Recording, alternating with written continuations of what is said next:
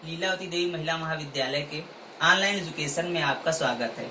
पिछली क्लास में हम लोग पढ़ रहे थे मानवीय मूल्य। आज हमारा टॉपिक है मानवीय मूल्यों की आवश्यकता। जिस प्रकार आज हम विकास का अंधानुकरण अपना रहे हैं, जिस प्रकार हम विकास की उस गति को अपना रहे हैं जिससे मानवता हमारे समाज से खत्म होती जा रही है, ऐसे में हमें मानवीय मूल्यों की आवश्यकता है, क्योंकि मानवीय मूल्यों के द्वारा ही हम अपने समाज की रक्षा कर सकते हैं, संरक्षण कर सकते हैं और उसे संवर्धित कर सकते हैं। किस प्रकार से हमारे समाज में मानवीय मूल्यों की आवश्यकता है, उसका हम विधिवत पॉइंट वाइज अध्ययन करेंगे। इसमें पहला है उपयोगिता के ज्ञान के लिए। आप सभी जानते हैं कि जब तक हमें यह नहीं पता होगा कि कौन सी वस्तु हमारे लिए उपयोगी है, कौन सी वस्तु हमारे जीवन के लिए या हमारे जीवन रक्षा के लिए उपयोगी है, तब तक हम किसी वस्तु को उपयोगी समझकर उसकी रक्षा नहीं करेंगे।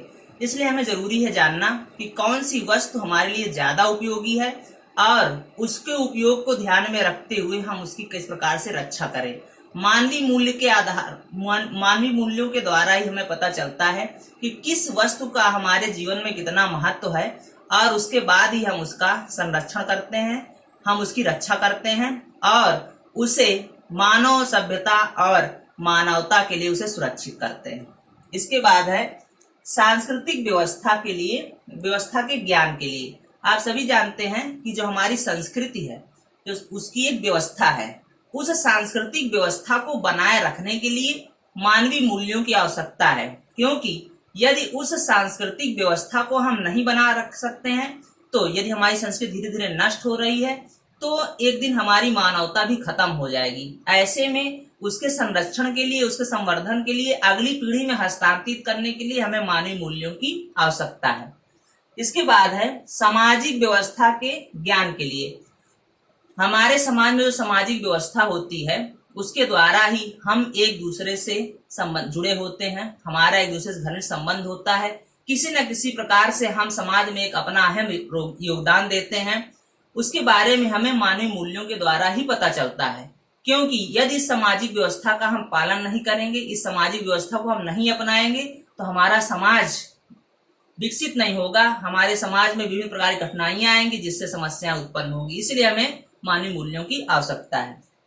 इसके बाद है मानवता के ज्ञान के लिए। मानवता के ज्ञान के लिए भी मानवीय मूल्यों की आवश्यकता है, क्योंकि समाज में या मानव सभ्यता या किसी भी देश में जहां पर मानवता का ह्रास हो रहा है वहां पर जीवन यापन कठिन हो जाएगा। ऐसे में मानवता के ज्ञान के लिए कि वास्तव में मानवता होती क्या है, नैतिकता क्या है, सामाजिकता क्या है, भाईचारा क्या है, विश्वबंधुत्व क्या है, इसके ज्ञान के अभाव में हम पशुवत हैं। ऐसे में हमें मानवीय मूल्यों की आवश्यकता है, क्योंकि उसके बल पर ही हम एक अच्छे समाज का निर्माण कर सकते हैं। इसके बाद है अधिकार के ज्ञान के लिए।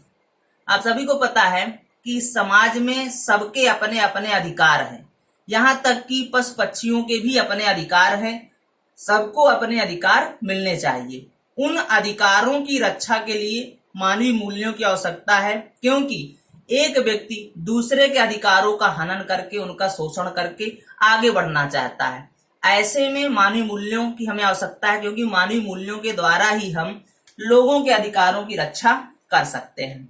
इसके बाद है आध्यात्मिक ज्ञान के लिए। आप सभी जानते हैं कि आध्यात्मिक ज्ञान के द्वारा ही मानव सभ्यता का विकास हो सकता है, क्योंकि व्यक्ति का अंतिम एवं चरम उद्देश्य लक्ष्य होता है मोक्ष की प्राप्ति। ऐसे में मानवीय मूल्यों की आवश्यकता है, क्योंकि मानवीय मूल्यों के द्वारा ही हमें अध्यात्म की अहमियत पता चलती है और तभी हम उसके मार्ग पर अग्रसर होते हैं। इसके बाद है कर्तव्य के ज्ञान के लिए। हमारा समाज में कर्तव्य होता है, पिता के रूप में, पुत्र के रूप में, भाई के रूप में, हमारे विभिन्न रूप से कर्तव्य होते हैं। उन कर्तव्यों का ज्ञान हमें मानवीय मूल्यों के द्वारा ही प्राप्त होता है। इसलिए उन कर्तव्यों की रक्षा के लिए, उन कर्तव्यों का निर्वहन करने के लिए मानवीय मूल्यों की आवश्यकता है। इसके बाद है राजनैतिक स्थिति के ज्ञान के लिए। किसी भी समाज में राजनैतिक तौर पर यदि मानवीय मूल्यों का ह्रास हो जाता है तो उस समाज में गंदी राजनीति होती है और उस राजनीति के दम पर कुछ ऐसे अराजक तत्व राजनीति में आ जाते हैं जो समाज को विनाश की ओर ले जाते हैं। ऐसे में जरूरत है कि राजनैतिक स्थिति के ज्ञान के लिए मानवीय मूल्यों की आवश्यकता की, क्योंकि मानवीय मूल्यों के द्वारा ही राजनैतिक स्थिरता हम ला सकते हैं।